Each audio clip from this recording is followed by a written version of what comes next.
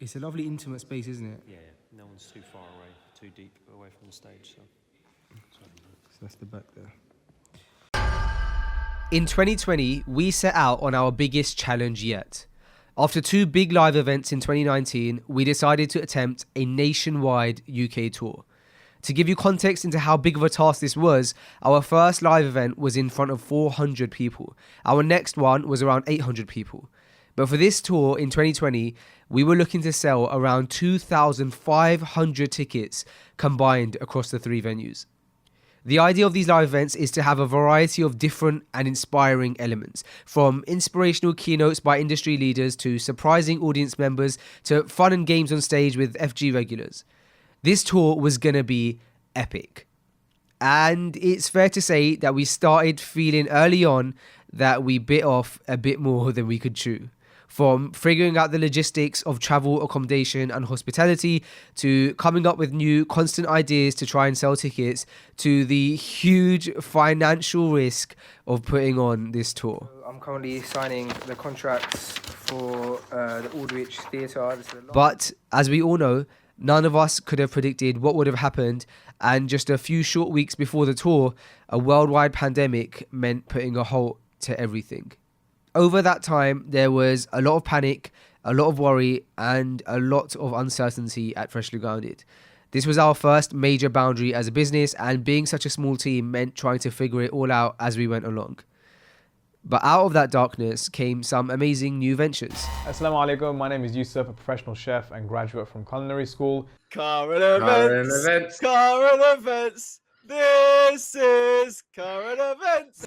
And yet, with all of this wonderful growth that you helped us make, there was still, over the past 2 years, one itch that we were yet to scratch. Okay, that's really not a nice image. Anyway, back to sounding dramatic. So now, after 2 years of waiting, the tour is back.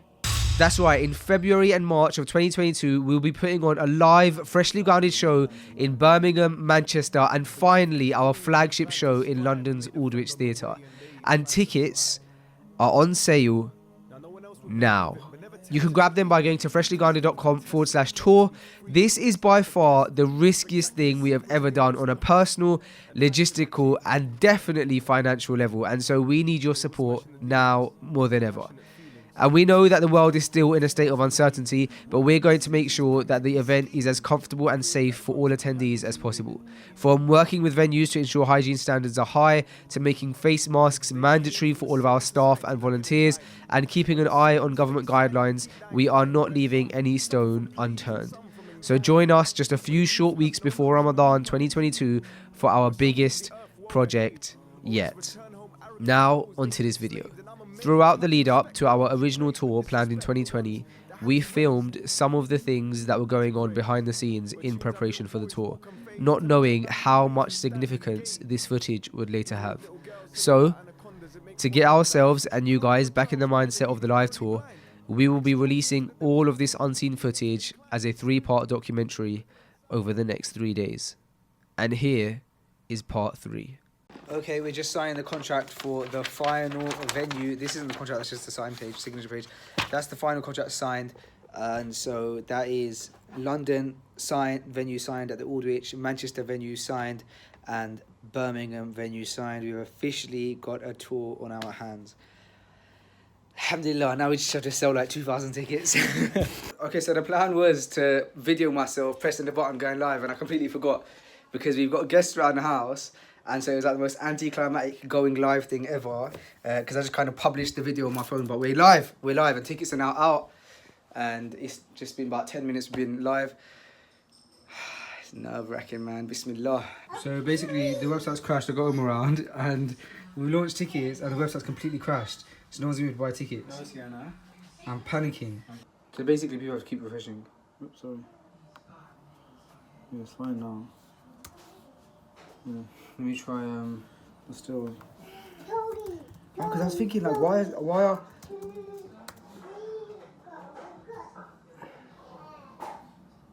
it's good in a way. Everyone's trying to access it. It's bad in many ways, because people might go on it one time to buy tickets while we've launched the video, and be like, our website's not working, I'll check back and then not buy tickets. If we're losing so many sales. No, I get it, bro. I get it.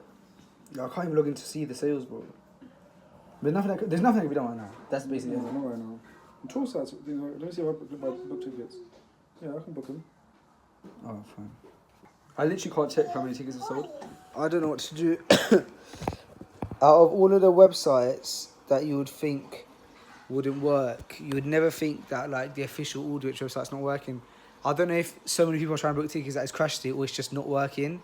The first day of ticket release is always when we have the biggest spike, and so for the Aldwych website not to be working.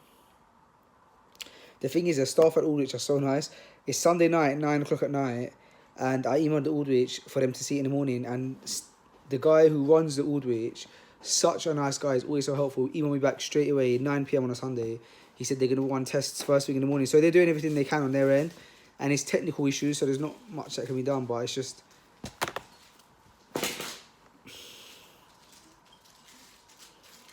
It's just...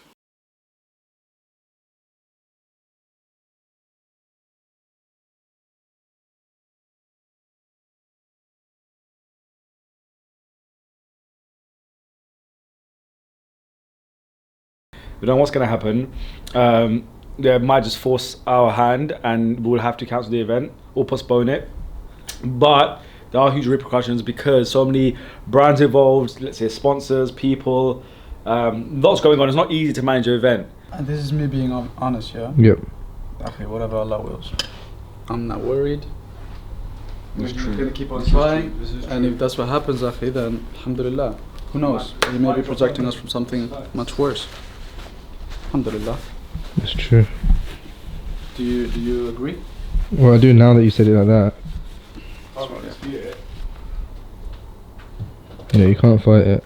It's a true statement. We have to prepare for it, though. I do agree with that. We have to prepare for it. How do we prepare for it when we don't know what's happening? Well, if it does happen, what are the repercussions, and try and prepare for those. Yeah, we'll see what the repercussions are with the sponsors, with the venues, with all of those things. That's what preparing means, I guess. Yeah.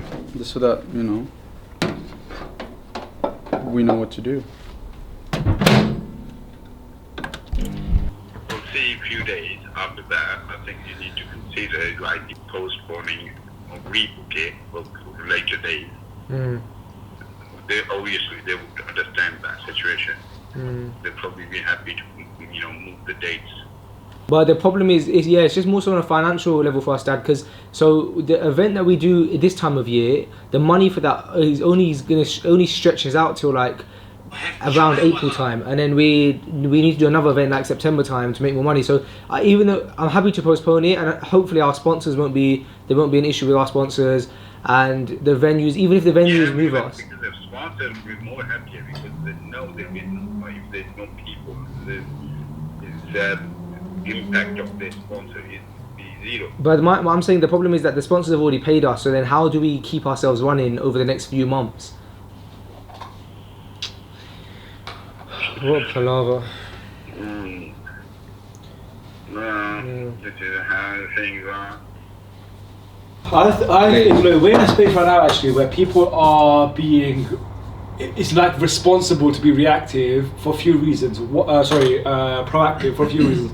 One is that the scale of it is rapidly growing and it just seems to be the right thing to do.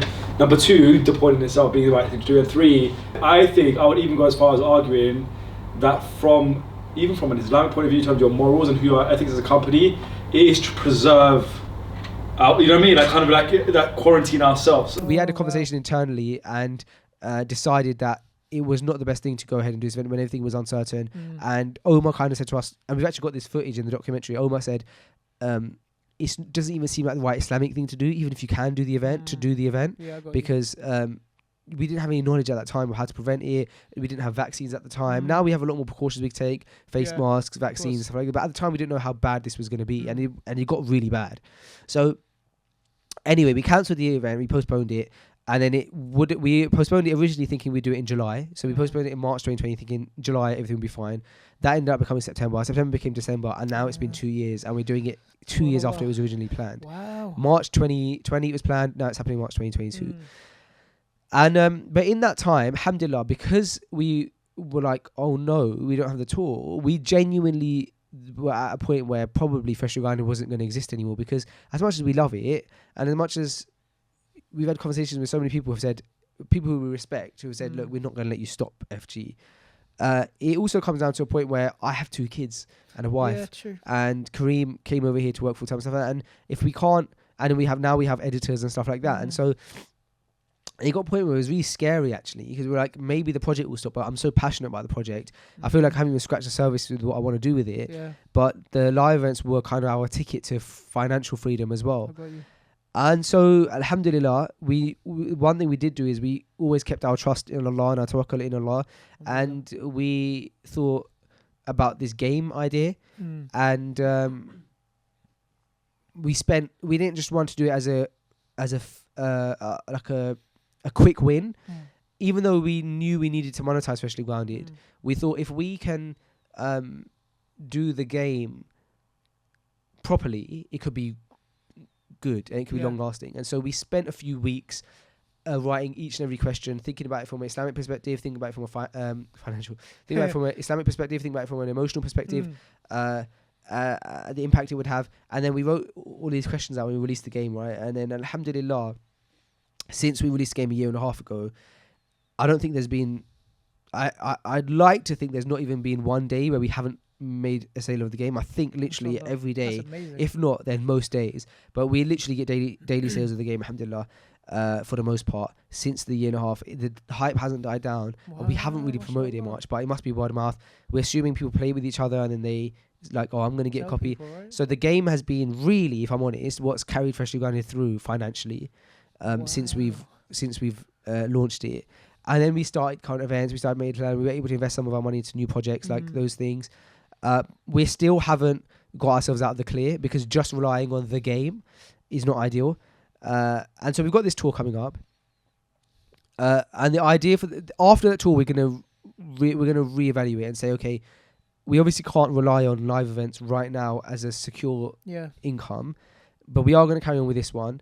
We have sponsors and stuff as well that we agreed with like 2 years ago. And then after this live event, I do want to do more live events. What's bigger than a tour, I think, is international. I do want to do an event in Toronto, Canada. We have got a following there. So I think if all goes according to plan, maybe next year we'll head there. But we have to have a think. Our live events, what we're going to do after this one. And maybe this will be the last ever live event we do. Who knows? And that's also a reason to buy a ticket. But I do want to make it really great. But that's where we're at, basically. And so